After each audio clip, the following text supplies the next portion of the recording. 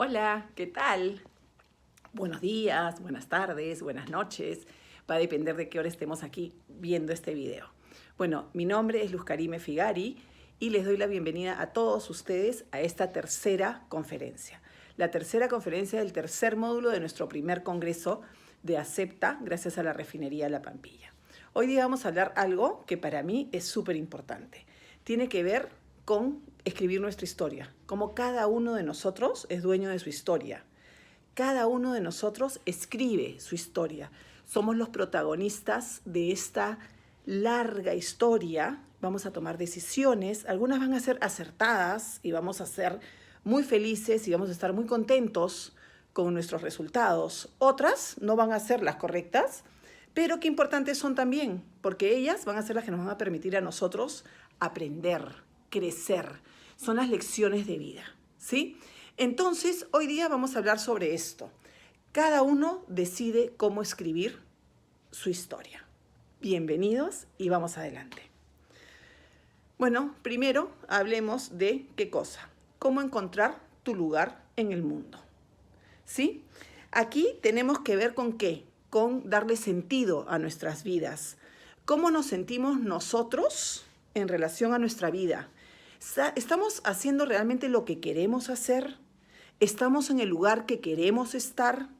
Cuando nosotros hace 10 años soñábamos en el futuro, pensábamos, voy a hacer lo que estoy haciendo hoy día, voy a vivir donde vivo, voy a dedicar mi tiempo a hacer lo que hago. O sea, realmente estoy ocupando el lugar indicado en el mundo.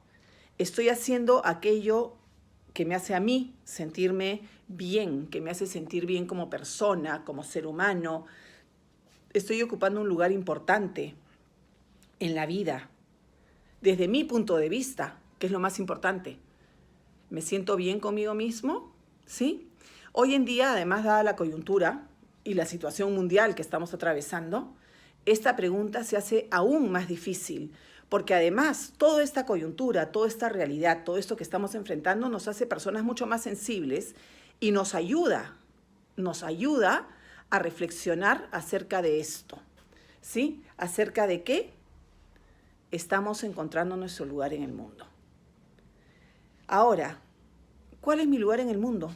Esa es la gran pregunta, ¿no es cierto? Pero antes de empezar a hablar de cuál es mi lugar y empezar a analizar cómo puedo encontrarlo, o si es que estoy en el lugar correcto, porque esa es una alternativa, vamos a ver cuál es el objetivo de estar aquí. Nuestro objetivo, y es el común denominador de todos nosotros, es ser felices, ¿sí? Muchas veces no sabemos qué cosa es la felicidad, pero la realidad es que la podemos sintetizar en viajes de los cuales hay dos principales motivos. El primero es buscar a la familia y el segundo es buscar la labor. ¿Qué quiere decir esto? La felicidad tiene que ver con la pertenencia y con la trascendencia. Miren estas dos palabras, palabras importantes y además suenan bien, ¿no es cierto? Pertenencia y trascendencia. La felicidad tiene que ver con esto. Por eso es que nuestra vida se puede sintetizar en viajes de los cuales hay dos que son los más importantes.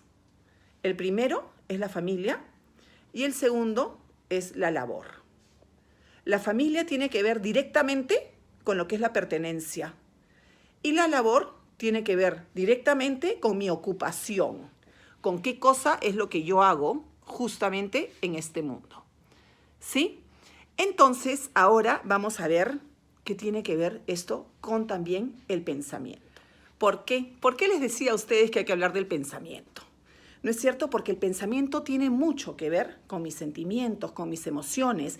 Es la parte mía, es lo que yo le voy a dar, ¿sí? Es la parte cognitiva, tiene que ver con mis experiencias, tiene que ver con mis aprendizajes, tiene que ver con mi formación académica, etc. Tiene que ver con mi etapa de vida, tiene que ver con mi edad, ¿sí? Entonces, el pensamiento es muy importante. Pero la realidad, señores, es que nosotros venimos a la vida ¿a qué? Nosotros venimos aquí a aprender acerca de lo que es el amor. Y para eso vamos a ver la siguiente diapositiva. Uno viene a la vida para aprender acerca del amor. Mientras aprendes, puedes regresar muchas veces. Cuando ya no tienes nada que aprender, es ahí cuando ya no regresas a la vida, porque esta dimensión ya se dice que cumplió con su misión. Esa es una teoría que es muy importante. ¿Qué quiere decir esto? Que como le dije hace un rato, decisiones buenas, decisiones malas, equivocadas, acertadas, ¿sí? Pero cada una de estas, unas nos llenan de amor, de motivación, cuando hago bien las cosas, cuando el resultado es positivo. Mientras que cuando me equivoco, y estas lecciones vienen para enseñarme ¿a qué? A no volver a repetir el mismo error. Lo que me están enseñando es justamente eso, el amor. El amor. Y para eso estamos aquí, para aprender a amar. Amar a nuestra familia, amar nuestra labor. Como les dije, la familia tiene que ver, acuérdense siempre, con la pertenencia, mientras que la labor tiene que ver con mi ocupación, ¿sí? Entonces ahora sí vamos a entrar a hablar justamente de esas dos variantes que tiene el amor. Uno, la familia, y dos, lo que es la labor, ¿no es cierto? Cuando nosotros hablamos de la familia, no solamente nos estamos refiriendo a los parientes de sangre, mamá, papá, hermanos, hijos, tíos, etcétera, no, sino a todas las personas que me van a acompañar en la vida. ¿Quiénes son? Por ejemplo, mi pareja, mis seres cercanos, mis amigos. Se trata de la familia en el sentido amplio de la palabra. Nosotros nacemos en una familia y, al igual que cualquier otra historia, nuestro objetivo, ¿cuál es? Crecer en esta familia, conocer personas, tener una pareja. ¿Para qué? Para formar mi nueva familia, ¿sí? Y esta búsqueda del amor hacia otra persona, hacia el otro, es justamente la importancia del vínculo, de la pertenencia, que es la primera necesidad que tiene un ser humano como ser humano, ¿sí? No vamos a hablar de necesidades básicas de sobrevivencia, son necesidades sociales, ¿sí? Entonces, ¿qué es lo que yo estoy buscando a través del amor a la familia? Satisfacer mi necesidad de pertenencia, es el amor hacia el otro. Ese grupo de personas, finalmente, es el que me va a dar y va a satisfacer mi necesidad de pertenencia. Nuestra familia, nuestra gente, ellos son nuestras raíces, el lugar a donde nosotros pertenecemos y al cual vamos a poder volver siempre, ¿sí? Entonces, la familia existe y ese amor para satisfacer la necesidad de pertenencia que tiene el ser humano. Y después nos vamos a ir a lo que es la necesidad de trascender. Cada uno de nosotros tenemos que trascender como seres humanos. Y eso lo vamos a lograr a través del amor a nuestra labor, a nuestra ocupación, ¿sí? Y ahí también vamos a empezar a darnos cuenta que tiene mucho que ver con este lugar que nosotros tenemos u ocupamos en el mundo. El amor a la labor es el lugar que ocupas en el mundo, es tu ocupación. Es un lugar donde también hay amor por la labor que realizas, por la misión que descubres o construyes. La misión, miren qué importante es esto. Y aquí quiero detenerme un ratito y contarles, por ejemplo, el ejemplo de una señora que se casa con su pareja, es feliz y tiene hijos. Y ella empieza a trascender con estos hijos porque ella ama criar a estos hijos, educarlos, nutrirlos, darles un buen ejemplo. Pero ¿qué va a pasar con esta sensación de trascender en sus hijos? Que los hijos van a llegar a un momento en que ¿qué va a pasar? Se van a volver adultos. Y si yo hice un buen trabajo como madre, ¿qué va a pasar? Ellos van a volar. Porque una buena madre, podemos decir que cumplió su tarea cuando sus hijos pueden vivir de manera autónoma, independiente y no necesitan de ellos. Entonces, ¿qué pasa con la mamá? De repente va a entrar en crisis. ¿Y por qué va a entrar en crisis? Porque se va a dar cuenta que un ratito, ¿qué pasó? Esas criaturas a las que yo les di mi vida, mi tiempo, mi educación, brindé mi energía, ya no están aquí. Entonces ella se siente frustrada, se siente mal. Pero ahí vamos a empezar a darnos cuenta que uno tiene que amar tu labor. Si yo ya terminé de criar a estos niños, de educarlos, yo tengo que amar lo que yo hago, no el producto, ¿sí? Entonces, ¿qué es lo que yo voy a hacer? Voy a empezar a trascender. Ya no están mis hijos, de repente mis nietos, o de repente entro a trabajar con niños, o a hacer voluntariados, o ayudar a madres para que puedan criar también bien a sus hijos, ¿sí? Entonces, señores, el amor a la familia y a la labor tienen que ver con necesidades básicas sociales del ser humano. 1, necesidad de pertenecer. Y 2, necesidad de trascender en el mundo. Bueno, y de este tema que venimos conversando sobre trascender, pertenecer, podemos pasar a ver y mencionar búsquedas que son mucho más profundas. Y una de las búsquedas tan profundas que tiene el ser humano es la búsqueda de la identidad. ¿Identidad qué viene a ser? Básicamente lo que somos cada uno de nosotros. La identidad tiene mucho que ver con el autoconocimiento. Y miren de lo que estamos hablando ahora. Autoconocimiento, es cómo me conozco yo a mí mismo. Y el autoconocimiento, como cualquiera de nuestras funciones psicológicas de personalidad, tienen mucho que ver con cómo somos nosotros, cómo vemos las cosas, cómo nos percibimos. A veces, por ejemplo, hay personas que son sumamente generosas, que son amables, y sin embargo, cuando les preguntas, ellos te dicen, ay no, yo me siento que soy una persona introvertida, que la gente en verdad me cuesta llegar a ellos. O de repente también podemos decir, ay, esa persona qué simpática, qué buena gente es. Y ellos se perciben como personas antisociales. O de repente miramos y decimos, ay, ¿y esa persona qué se cree? Y no es que se crea nada, es que es tímida. Entonces, la búsqueda de la identidad tiene que ver con el autoconocimiento, con conocernos a nosotros mismos, conocer la parte fuerte, nuestras fortalezas, nuestras cualidades, pero también estar totalmente conscientes de nuestras debilidades y también estar conscientes de aquellos puntos débiles que tenemos. La búsqueda de la identidad está totalmente ligada al autoconocimiento, ¿sí? Porque a veces nosotros nos miramos a un espejo y nos conocemos por fuera, pero ¿en qué momento paramos y nos conocemos por dentro? Nos conocemos a nivel de dónde me siento bien, qué cosa me hace sentir cómoda, qué me da tranquilidad, en qué espacio y con qué personas realmente estoy bien. Nuevamente, el autoconocimiento es la búsqueda de la felicidad. Es un puente hacia la felicidad. Y ese puente hacia la felicidad es lo que nosotros queremos en la vida, ¿sí? Y otra búsqueda que también es mucho más profunda es la parte de la búsqueda de la espiritualidad. La búsqueda espiritual, que no tiene nada que ver con lo que es la religión, es mucho más grande que eso. Es algo que trascende, que tiene más trascendencia. Es un poco darnos cuenta que en verdad estamos aquí, pero somos parte de un gran todo. Somos parte de un sistema que nos intercomunicamos, que somos individuos que tenemos que estar en contacto con las otras personas, con la naturaleza, con el planeta.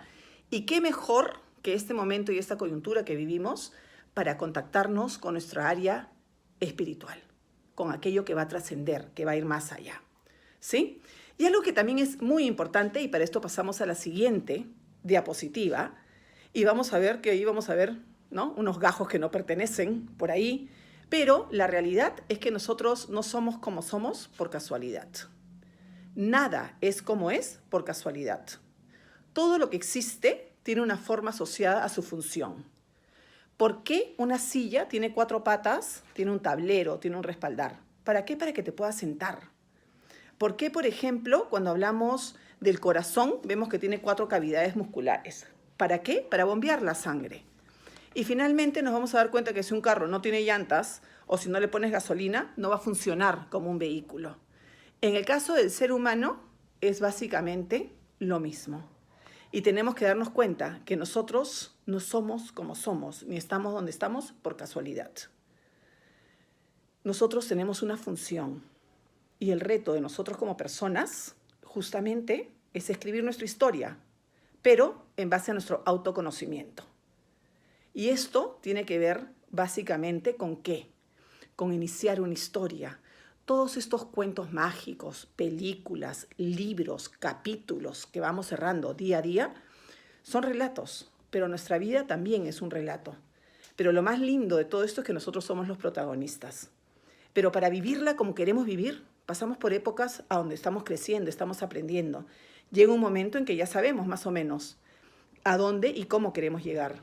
Es decir, el autoconocimiento, el sentir que pertenecemos a alguien, a un grupo, esa es nuestra pertenencia. Y nunca se olviden que nosotros también queremos trascender. Trascender en muchos sentidos, pero básicamente la familia y nuestra ocupación.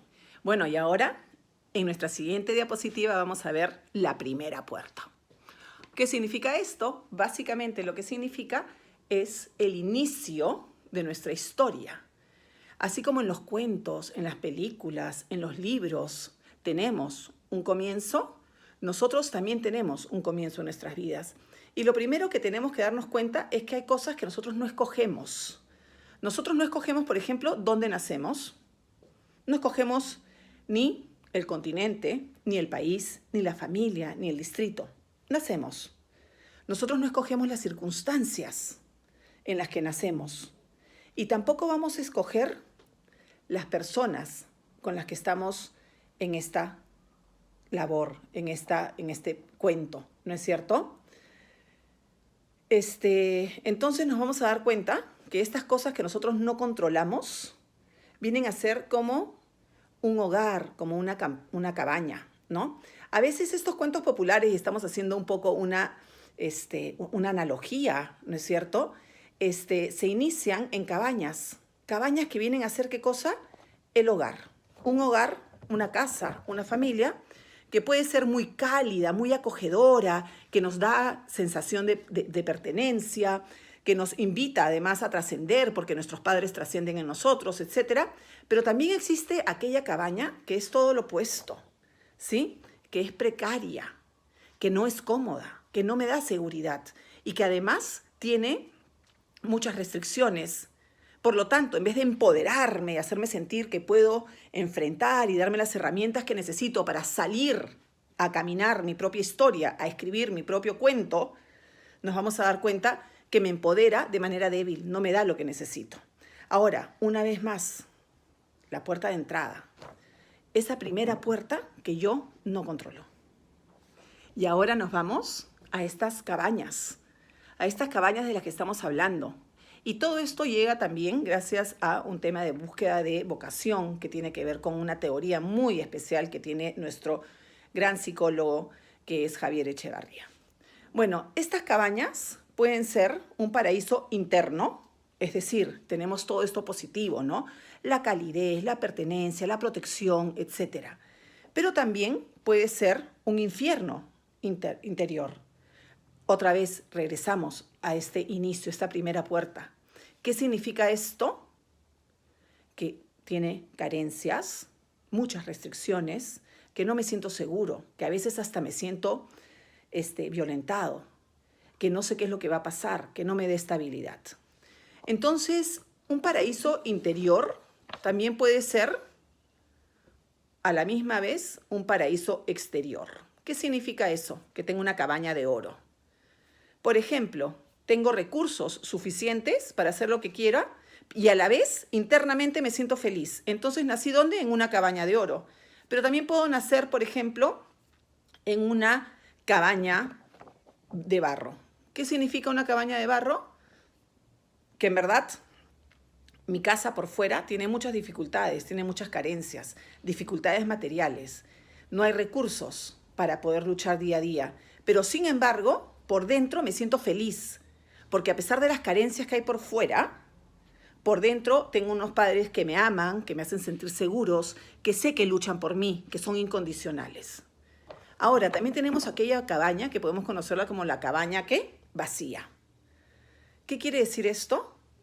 Que en un inicio, exteriormente, tenemos todo lo que necesitamos, todo. Sin embargo, internamente está vacío. Y esas historias las escuchamos muchas veces, ¿no? Padres que trabajan muchísimo, están todo el tiempo en la calle, etcétera, son capaces de proveer a sus hijos de manera adecuada. Sin embargo, por dentro estoy vacío, mi papá nunca está, mi mamá está cansada cuando regresa a casa, etcétera. Y después tenemos la cabaña en llamas. ¿Qué significa eso? Que desde un inicio hay muchas dificultades externas, tengo carencias materiales, no llego a cubrir mis necesidades básicas, por ejemplo. Y además de esto, tengo urgencias emocionales. ¿Y qué pasa? No tengo paz, ¿sí? Entonces aquí vamos a ver que hay una urgencia de salir del lugar porque no encuentras paz ni adentro ni afuera. ¿sí? Entonces, miren qué interesante es esto. ¿Y por qué es tan interesante? Porque vamos a ver que hay cosas que nosotros no controlamos. Son situaciones donde yo voy a nacer. Algunos nacemos en cabañas de oro, algunos nacemos en cabañas de barro. Hay muchos que nacen en cabañas vacías hoy en día, y eso lo vemos nosotros que trabajamos con jóvenes, con niños, con adolescentes. Hay gente que tiene mucho por fuera, pero por dentro no hay la presencia que ellos realmente necesitan. Y ahora nos vamos a la siguiente diapositiva, que a mí me gusta un montón. ¿Por qué? Porque vamos a hablar sobre lo que es el llamado. El llamado, llegado el momento en la vida de todo ser humano, aparece como una voz interna que te dice, escúchame, ya, vamos a empezar cada uno en este momento a tomar decisiones, a pensar en ti, a buscar y a construir, miren lo que les digo, a construir tu identidad, ¿sí? El llamado, en realidad, es algo interno. Es como el momento en que te trazan la línea de partida. ¿Para qué? Para que tú empieces a caminar tu propia historia. Para que tú empieces a hacer y a construir tu propia vida. Es una voz interna que te invita a iniciar el camino de tu vida. Ahora, miren, hay personas que no lo escuchan, lo ignoran. Hay otras personas que le dan la atención de vida y empiezan a proyectarse.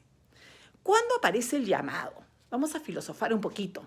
A ver, y esto lo vamos a conversar en nuestros conversatorios que van a venir el próximo viernes.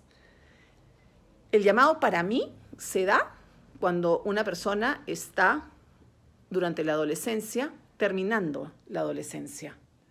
Cuando ya tu entorno, tu familia, acuérdense que la familia es mucho más que solamente las personas que tienen lazos sanguíneos.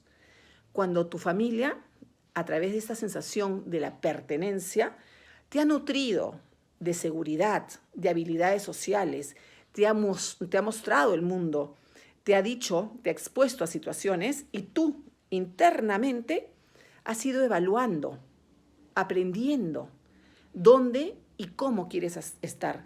Para mí el llamado es el momento en que te dicen, escúchame, ¿ya soñaste? ¿Qué quieres ser cuando seas grande? ¿Dónde quieres estar? ¿Cómo quieres que sea tu familia? ¿Quieres ser un profesional? ¿O de repente quieres ser un deportista? ¿O de repente quieres trabajar para alguien espiritualmente? Es decir, esa fantasía, eso que yo soñé, es para mí el momento en que la vida te dice, ya, vamos para adelante. ¿Sí? Entonces, si vamos a hablar de qué cosa es el llamado como tal, es esta voz que te dice, escúchame, ya, suelta, despréndete y empieza a construir tu propia historia. Empieza a elaborar lo que es tu futuro. Empieza a pasar de esta linda familia que te acogió desde el día en que naciste y empieza a construir ahora tu propia familia. Ahora, como les dije, hay personas que ignoran el llamado y se quedan viviendo en esa cabaña, sea cual fuera, a las 4, como si fuera una cueva, un refugio. De acá nadie me saca. ¿Por qué? Porque es mi zona de confort. Acá me siento cómodo. Sin embargo, hay gente que escucha el llamado, agradece y sale para adelante. ¿Sí? El llamado es ese momento en que yo digo, ahora quiero ser un adulto independiente y quiero terminar siendo una persona autónoma, capaz de desarrollarme y de hacerme responsable de mi futuro. Bueno, ahora que ya revisamos lo que es un llamado, lo que es el llamado, ¿no es cierto?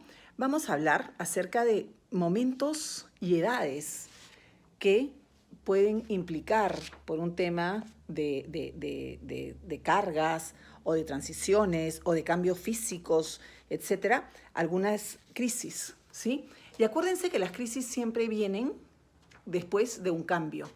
Y si vamos a ver, como dice la diapositiva, cuáles son las edades donde vamos a ver que aparecen estas crisis, nos vamos a dar cuenta que la primera es a los 20, la segunda es a los 40 y después podemos hablar de otra crisis a los 60 años. A mí este tema me encanta tocarlo. ¿Y por qué me gusta tanto tocarlo? Porque nosotros siempre hablamos de la adolescencia y la crisis y los cambios. Sin embargo, a veces paramos de atender el futuro. El futuro, o sea, ¿qué pasa cuando una persona tiene 20 años, cuando tienes 40, cuando tienes 60? Cuando empiezas a cambiar, hay cambios importantes. A los 20 años, por ejemplo, tenemos una crisis académica, existencial, laboral, ocupacional. Ya terminamos el colegio, definitivamente estamos fuera del colegio, ¿no es cierto? Y muchas veces cuando yo termino el colegio me dejo guiar por los deseos de mi familia, por las expectativas de mis padres, etcétera, y empiezo a enrumbarme en estudios o en una ocupación, y de repente a los 20 años me doy cuenta, escúchame, esto no es lo que yo quería. Yo, por ejemplo, les cuento que como psicóloga he tenido muchísimos chicos que han llegado a mi consulta privada y me han dicho, en verdad, yo lo hice porque mi papá quería tener un hijo ingeniero. O cómo no iba a ser abogado, pues, si toda mi familia es de abogados.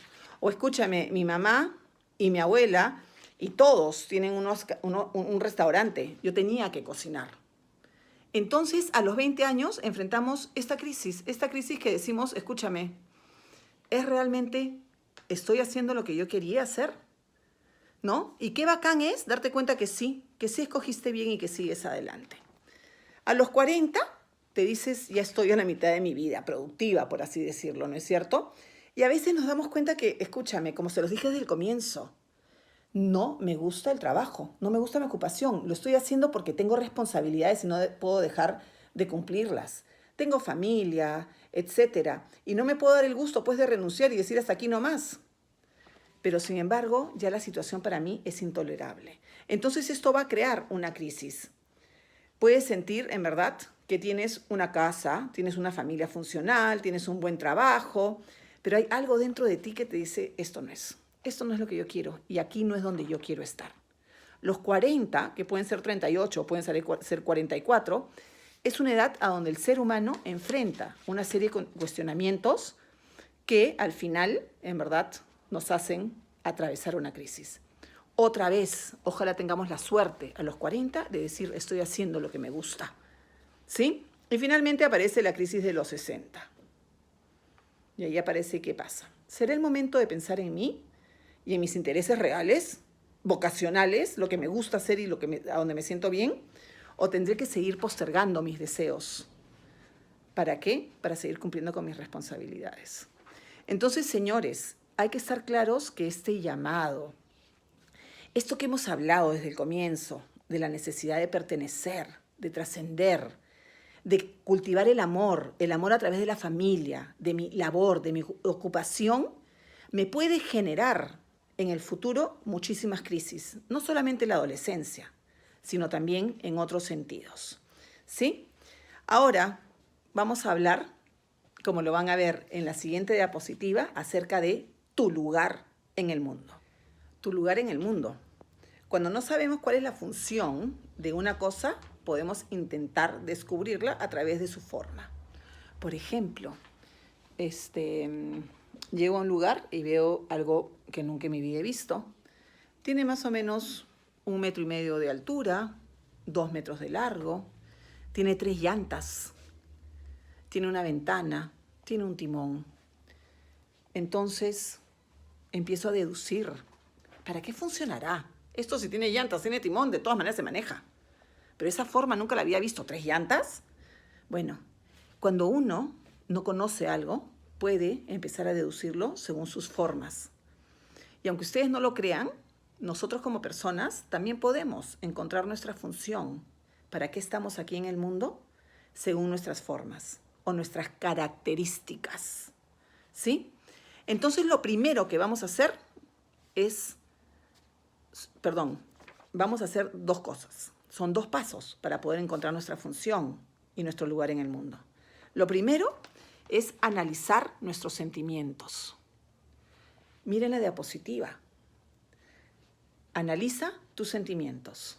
Los sentimientos son una parte muy importante de nuestra vida, que desgraciadamente a menudo la dejamos en segundo plano.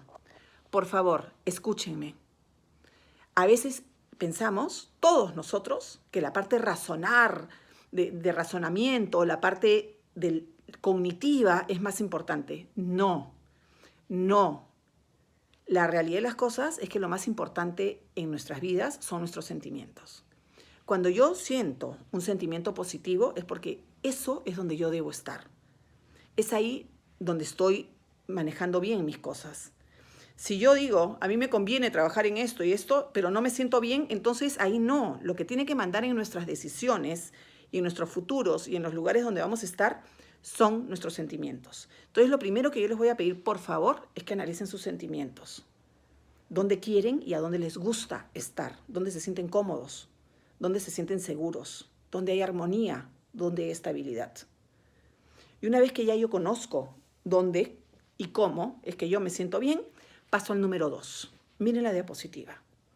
Analiza tus capacidades. Claro, a mí de repente me siento feliz bailando y cantando, pero en verdad mi capacidad de baile y de canto no me van a dar un futuro. Entonces hay que ser también sensatos. Hay que saber combinar mis sentimientos con mis capacidades. Encontrar un punto en medio, negociar, ser creativos y encontrar ese punto medio que me va a permitir a mí hacer qué cosa, encontrar el lugar en el mundo donde yo debo estar. Otra cosa que tenemos que tener clarísima, y seguimos por favor con la siguiente diapositiva, es que las prioridades cambian según qué, los momentos de la vida. Sí, aunque ustedes no lo crean, y no es que no lo creamos, en verdad, vamos a revisar, vamos a pensar en nosotros mismos. Acuérdense, esto se trata de nosotros. Las prioridades cambian según el momento de vida. Las jerarquías, por ejemplo, las jerarquías van a cambiar. ¿Por qué? Porque hay momentos, de repente, cuando yo estoy en la universidad, lo más importante para mí en ese momento son mis estudios. Cuando estoy trabajando, lo más importante para mí en ese momento es rendir en mi trabajo. Cuando estaba en el colegio, para algunos lo más importante era estar con mis amigos y para otros era estudiar. Entonces las jerarquías van a cambiar según el momento de la vida. Mis responsabilidades también cambian. Pónganse a pensar las responsabilidades que tenía hace 5 años, hace 10, hace 15 y las que tengo ahora. Yo, por ejemplo, hoy en día tengo responsabilidades totalmente diferentes. ¿Por qué? Porque hasta hace 3 años tenía 4 hijos, los cuales la mayoría dependían de mí. Hoy en día mis 4 hijos son autónomos, son adultos y están en la búsqueda de sus propias historias. Entonces mis responsabilidades cambiaron y junto a mi responsabilidad cambió mi rol. Ya tengo que acompañar, ya tengo que mirar, ya tengo que además aprender de ellos, ¿no es cierto? Otra cosa que hace que las prioridades cambien son las etapas del año. En vacaciones tenemos unas prioridades y durante el año escolar tenemos otras.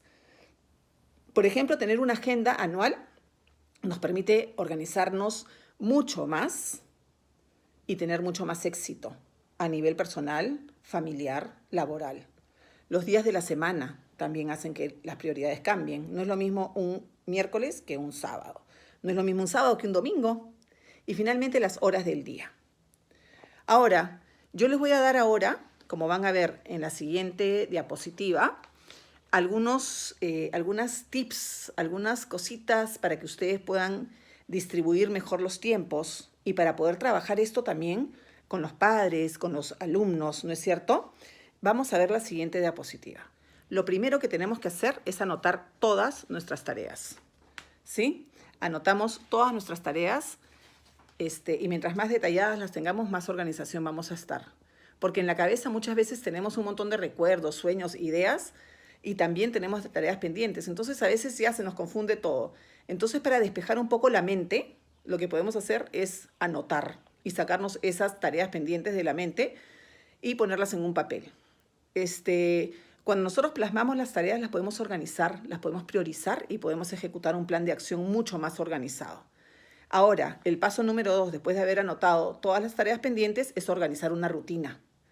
Hay personas que prefieren empezar por lo más complicado y irse hacia lo más sencillo. Hay personas que no, que empiezan en lo más sencillo para terminar con más tranquilidad y tener más tiempo para lo complicado. Eso es personal, ¿sí? Pero lo que sí les pido es que no dejen nada al azar, ¿sí? Si es que hay que calcular, hay que ver más o menos cuánto tiempo para terminar con todas estas cosas. Prioricen las tareas, como les dije. ¿Qué cosa es para hoy? ¿Qué cosa es para mañana? ¿Qué cosa es para esta semana? ¿Y qué cosa puedo hacer durante el mes? Por favor, permitan que los ayuden. Permitan que los ayuden. Y si no los están ayudando, pidan ayuda. Hoy en día tenemos que tener ayuda y además les cuento que cuando la familia contribuye, ayuda, asume responsabilidades, los mismos miembros de la familia lo agradecen. Ellos mismos te agradecen, se sienten mejor y se sienten mucho más ubicados dentro del entorno. Les genera ese sentimiento de pertenencia del que hablábamos desde el comienzo. Hay que quejarnos menos y actuar más. Yo les aseguro que la queja lo único que hace es aspirarnos, nos succiona la energía positiva. No se quejen, hay que ver estas cosas como una oportunidad, organizada y pidiendo ayuda. Y finalmente, hagámonos la pregunta del millón, la más importante. ¿Estoy dejando tiempo para mí? ¿Hay tiempo para mí en toda esta situación? Y si no lo hay, hay que encontrarlo. Es tan importante no dejarnos nosotros de lado. ¿Y tiempo para mí para qué? Para hacer lo que a mí me gusta, para hacer lo que a mí me hace sentir bien. No tiene que ser mucho tiempo, pero sí tiene que haber un tiempo para mí, ¿no? Y ahora sí, para terminar, vámonos con la última diapositiva, que dice qué cosa. Básicamente los 5 aprendizajes que debemos tener nosotros en nuestras vidas. ¿Para qué? Para ser felices. Acuérdense que cuando empezamos, nuestro objetivo en la vida es ser felices, ¿no es cierto? Los 5 aprendizajes, ¿cuáles son? Primero, aprender a esperar. Conocerse a uno mismo, aprender a disfrutar, aprender a relacionarnos con respeto y aprender a situarnos ante los problemas.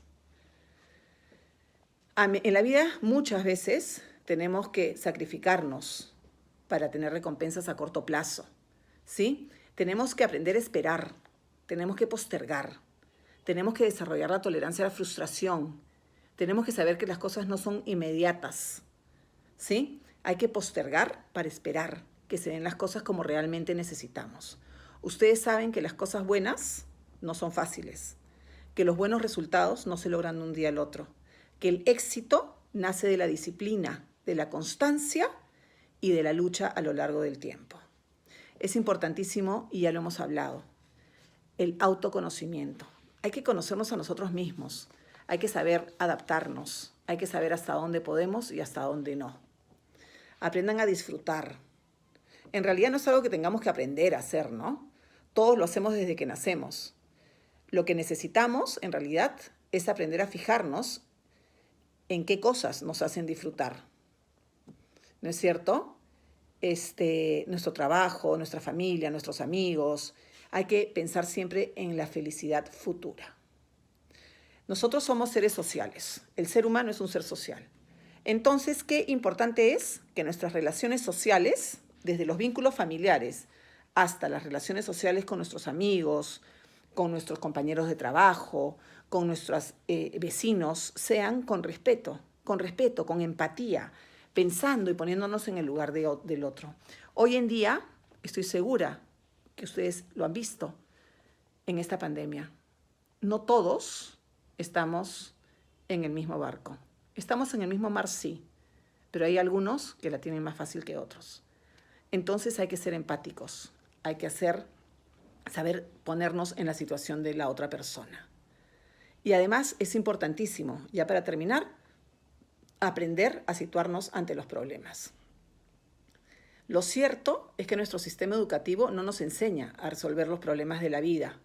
Los problemas que encontramos en matemáticas cuando estamos estudiando son distintos a los que encontramos después cuando nos deja nuestro ser querido, por ejemplo. Los problemas en el colegio casi siempre tienen una solución correcta y tienen una sola manera de hacer bien las cosas, que es como nos enseñan a hacerlo, ¿no es cierto? O lo haces así y obtienes el resultado correcto, y si no lo haces así, vas a hacerlo mal y no vas a poder resolverlo. Entonces, la vida es lo contrario. Los problemas son distintos. Primero, que no tenemos la información ni tenemos la forma de aprender a resolverlos hasta que se presentan, ¿sí? Tenemos incertidumbre, tenemos que decidir ante una incertidumbre, y otra cosa que es muy importante sumarla es que no hay una solución correcta, ni hay una receta mágica. No, no es una fórmula, no es un planteamiento, no es una forma de decir las cosas, ¿sí? En la vida los problemas se solucionan de formas diferentes según la persona que lo esté haciendo. Según cada decisión que nosotros tomamos y según cómo nosotros vayamos resolviendo nuestros problemas, vamos a ir creando y construyendo nuestro propio camino. Y en verdad, ese camino va a depender de qué tan buenas son mis decisiones y cómo yo estoy consiguiendo resolver mis problemas. Bueno, ahora sí, terminamos. Antes de cerrar esta conferencia, que para mí tiene mucho para reflexionar, los quiero invitar a todos ustedes a los Zooms que hacemos gracias a la plataforma de la UGEL de Ventanilla, que van a ser este viernes a las 2, a las 3 y a las 4 de la tarde. Son voluntarios, pero son el espacio para reflexionar, para despejar dudas, para compartir con nuestros colegas temas tan importantes como estos. Entonces los espero a todos y una vez más quiero agradecerle muchísimo a la refinería La Pampilla, Repsol Perú, que a pesar de la coyuntura y de las dificultades nos permite llegar a ustedes con temas que son importantísimos, dándole importancia a nuestras emociones y a la necesidad que tenemos de cubrirlas. Muchísimas gracias.